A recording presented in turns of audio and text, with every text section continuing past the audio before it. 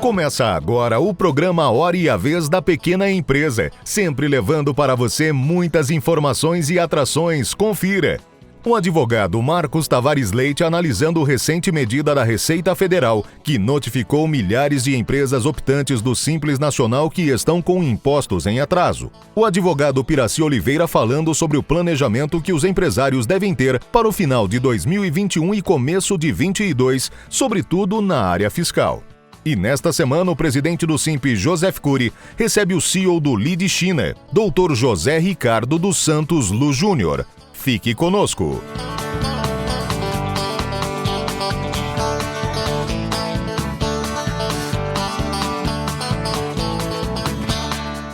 Outubro de 2021 começa o último trimestre fiscal do exercício.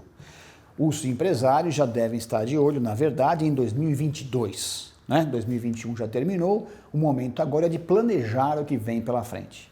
Não dá para pensar em 2022 sem uma conexão direta com os efeitos da reforma tributária. Cabe lembrar, já aprovada na Câmara, remetida ao Senado, passando agora naquele trâmite de comissões no Senado. Ao que tudo indica, será aprovado. As conexões entre Executivo e Legislativo estão um pouco melhores e ela deverá ser aprovada. Portanto, a partir de 1 de 2022, conviveremos com a tributação de dividendos.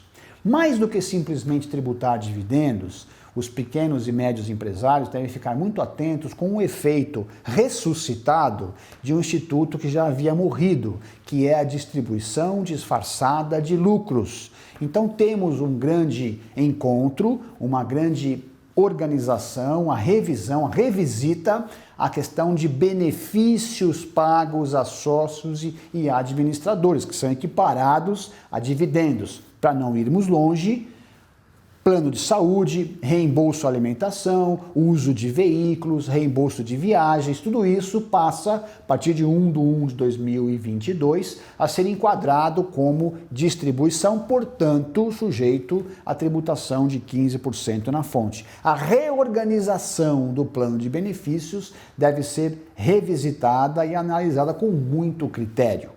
Aguardemos a redação final do Senado, deve, se houver alguma alteração, voltar para a Câmara, para então passar a viger, como eu disse, a partir do 1/1.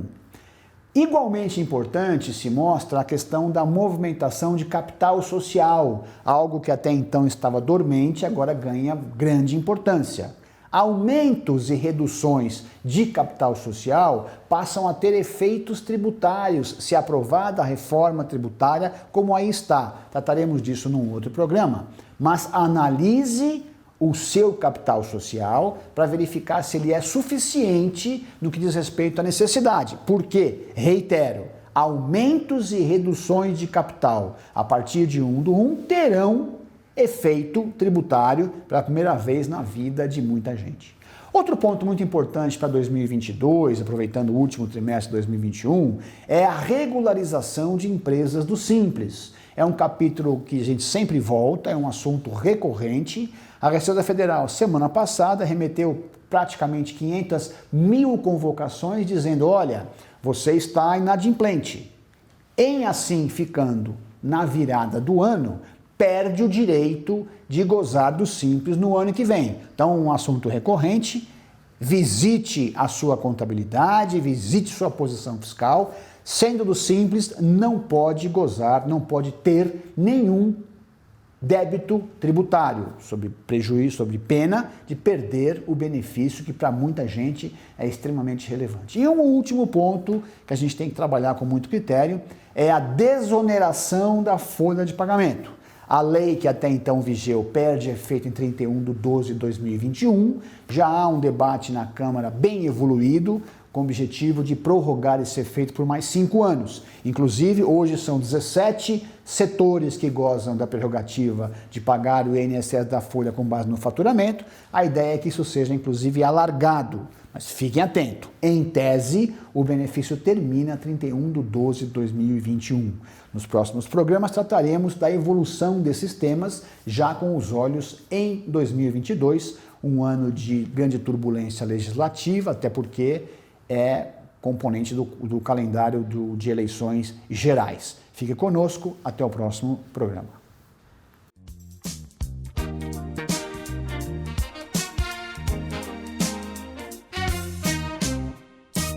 A Receita Federal intimou mais de 440 mil micro e pequenas empresas optantes do Simples por supostas irregularidades.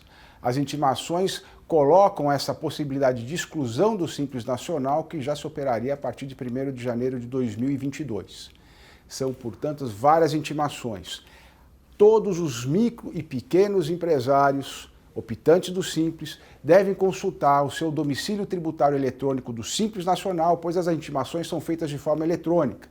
Não vai ser recebido um papel na sua casa ou no seu escritório, no seu estabelecimento. É tudo através de um domicílio eletrônico. Portanto, todos devem consultar para ter certeza se estão ou não intimados, se há alguma coisa a regularizar, a pagar ou esclarecer. Se os pagamentos já foram feitos, apresente à Receita Federal a prova desse pagamento. Se há parcelamento, se há alguma pendência, existe oportunidade de pagamento ou mesmo de parcelamento do débito tributário apurado. De qualquer forma, nos parece inoportuna essa intimação nesse momento em que o Brasil atravessa uma crise, que nós temos principalmente micro e pequenas empresas em situação bastante difícil, com alta dos custos, alta do preço dos insumos, dificuldades de manter as suas atividades. Esta é uma situação que coloca todos esses 440 mil empresários da micro e da pequena empresa ameaçados de serem excluídos do Simples e, portanto, até mesmo cair na informalidade. É importante notar que o Simples Nacional é um instrumento fundamental para manter a formalidade, a geração de emprego, de renda e mesmo de arrecadação tributária. Se analisarmos, a partir do momento em que se instituiu o Simples Nacional, ampliou a base de arrecadação e o governo federal ganhou muito mais. Assim também os governos estaduais e municipais. Além disso, falamos também da formalidade dos empregos, trabalhadores que hoje operam com carteira assinada. Portanto, essa ameaça à subsistência das micro e pequenas empresas optantes do Simples é realmente bastante perigoso e pode levar apenas ao perde-perde. Perde o empresário, perde os trabalhadores e perde também os governos com a redução da sua arrecadação. O Simples vai trabalhar para bem orientar todas as empresas optantes do Simples Nacional e também vendo para que esse tipo de medida não ameace a formalidade e a atividade empreendedora, assegurando sempre emprego e renda a todos.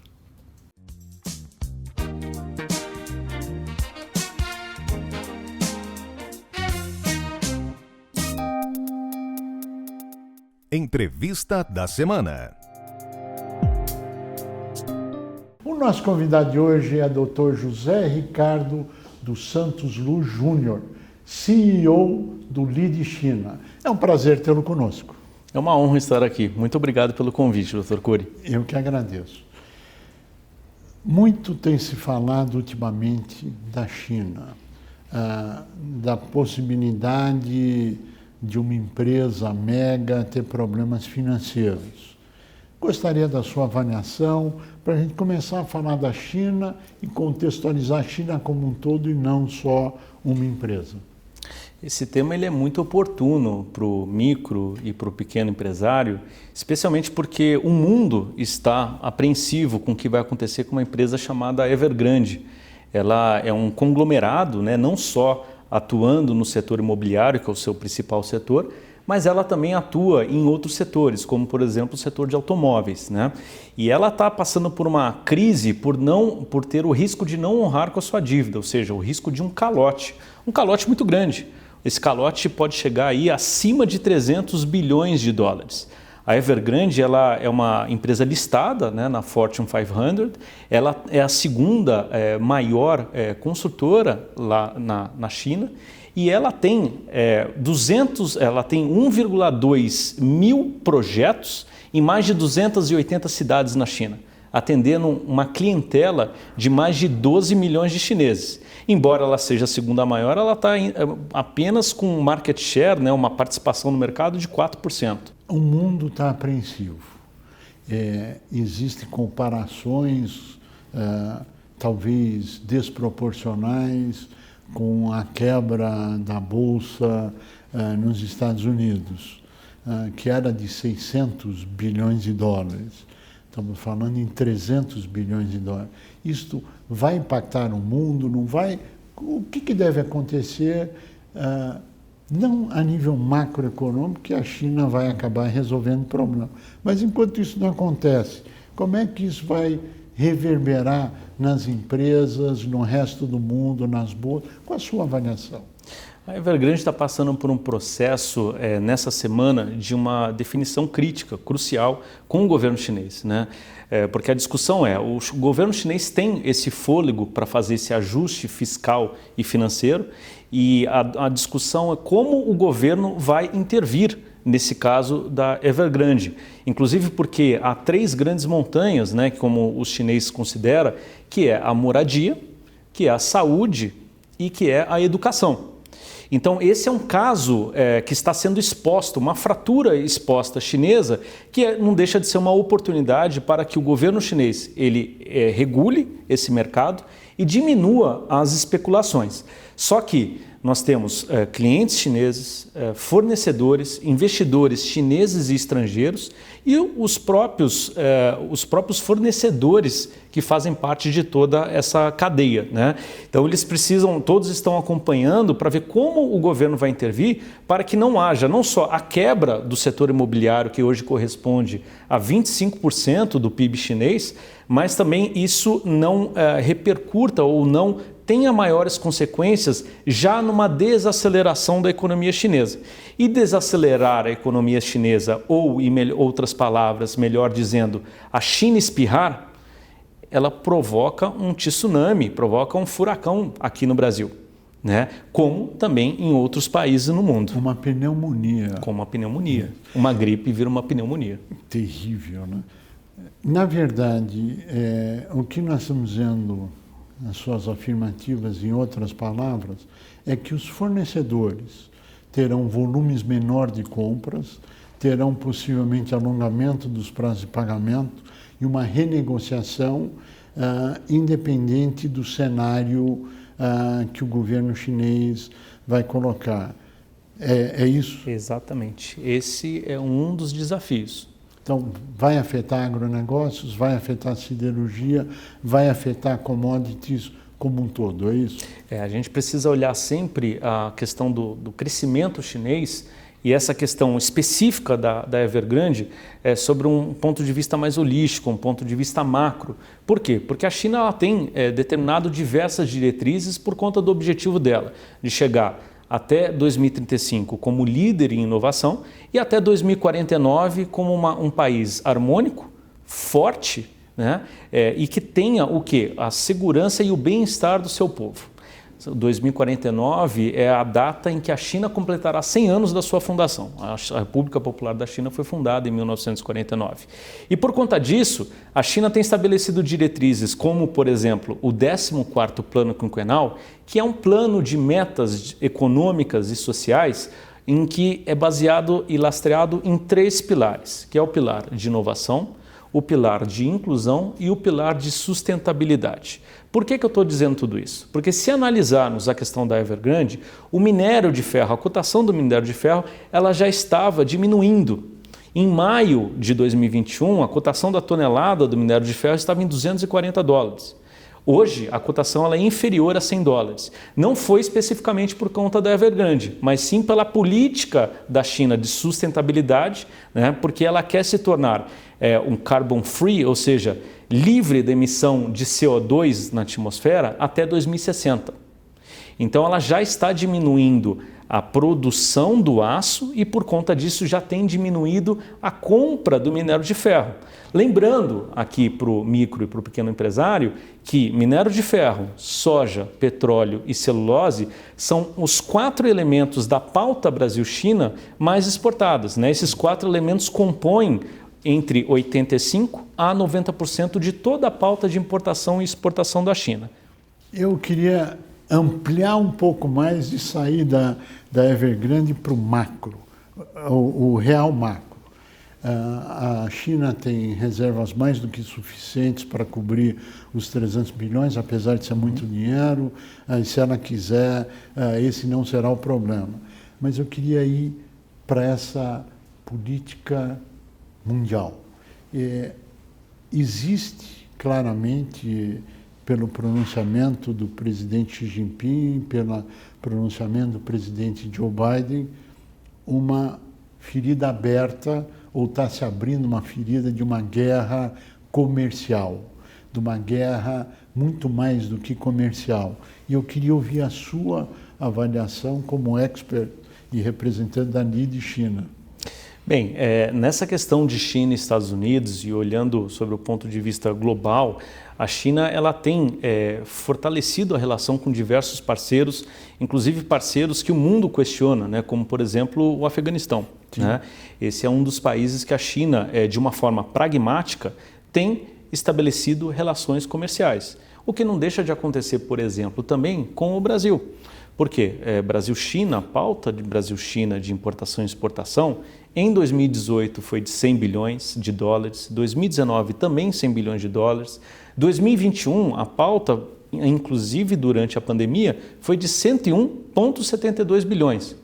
E mesmo agora, nesse primeiro semestre, a pauta de exportação Brasil-China chegou a 70 bilhões, ou seja, a cada 60 horas, 1 bilhão de dólares de importação e exportação Brasil-China eram realizados, com a expectativa em 2021 a chegar a 120. E por que eu falo sobre essa pauta de importação e exportação? Porque se analisarmos essa relação Brasil-China, muitos falaram, inclusive infelizmente houve um atentado, né, uma bomba que foi lançada no Consulado Geral da República Popular da China no Rio de Janeiro, muitos discutiram sobre essa relação que o Brasil tem com a China e qual é a atenção do governo brasileiro, né, para averiguar e apurar esse fato. Mas a China ela sempre tem, sobre um ponto de vista global, ela tem uma ideia de uma relação de longo prazo. Então, o Brasil, falando especificamente de Brasil, né, nós estabelecemos a relação diplomática em 74, hoje somos considerados parceiros estratégicos globais da China e a China não vê o Brasil num mandato de 4 anos, mas sim uma relação profícua, ganha-ganha, de não intervenção a longo prazo. Então eu acredito que, por exemplo, no caso desse atentado, isso, claro, traz um desgaste, traz um incômodo muito grande, até por conta da Convenção de Viena, que o país que está recebendo, né, uma delegação, uma missão diplomática, tem a obrigação de zelar pelo bem e a integridade dos diplomatas e do campo consular, mas a China, de uma forma pragmática, assim como está o Afeganistão, tem visto as oportunidades de negócio sobre o âmbito de comércio e sobre o âmbito de investimento. Agora, a gente tem acompanhado essa relação China e Estados Unidos. Como é que está essa relação? Uma relação que muito provavelmente não haverá mais uma guerra mundial do jeito que aconteceu a Primeira e a Segunda Guerra, mas sim felizmente, com certeza, mas guerras digitais. Né? O 5G está aí uma grande prova disso, uma disputa em que o governo americano alega que há, no caso, a existência de backdoors, ou seja, de falhas no sistema de segurança, permitindo que a empresa chinesa, né, no caso a Huawei, ela tenha acesso aos dados, né, e o governo chinês, por outro lado, enfatizando se tratará a Huawei de uma empresa privada e que já deixou disponibilizado esse produto, essa tecnologia para técnicos em todo o mundo, e nenhum, hoje, relatório foi conclusivo no sentido de comprovar alguma falha ou abertura no sistema. Mas o 5G vai mudar o modo de como vivemos. Teremos momentos interessantes pela frente, muito a aprender. Sem dúvida. Na relação China, Estados Unidos e o resto do mundo. Sem dúvida e o Brasil nesse contexto. Esperamos que sempre no clima de paz, né? E o resto é decorrência natural da relação. Mas, para a gente finalizar, nossa última pergunta seria, nesse contexto mundial, a China hoje tem um papel de um grande player e duas potências mundiais, que se pode falar de uma forma geral, China e Estados Unidos. E claro que tem interesses e o tamanho do bolo é um só. Então, como é que vai dividir esse bolo? Na sua avaliação, haverá o equilíbrio disto, ou isto será uma coisa mais selvagem? A questão da relação China e Estados Unidos, ela está se agravando, né?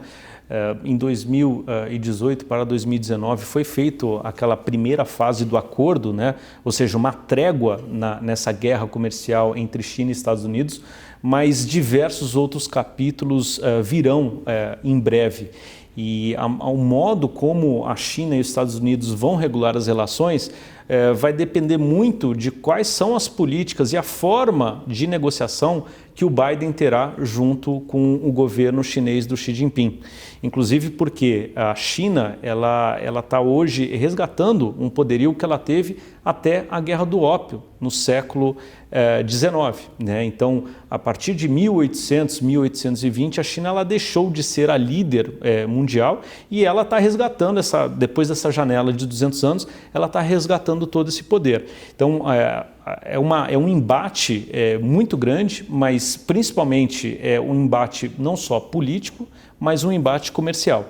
E isso a gente vai ter que acompanhar em relação às diretrizes que os Estados Unidos e a China estão estabelecidos. E é importante, é claro, o Brasil sempre tentar aproveitar, né, o lado bom dessa relação com cada país, né, que ele faz a relação em que ele tem um contato. No caso da China, 100 bilhões e no caso dos Estados Unidos, 45. Mas há muito ainda para se aproveitar. Infelizmente, chegamos ao final do nosso tempo. Nós queremos agradecer muito a sua participação, Dr. José Ricardo dos Santos Luz Júnior, CEO do Lide China. A você que esteve conosco, o nosso mais profundo agradecimento, com a certeza que estaremos juntos na semana que vem. Até lá!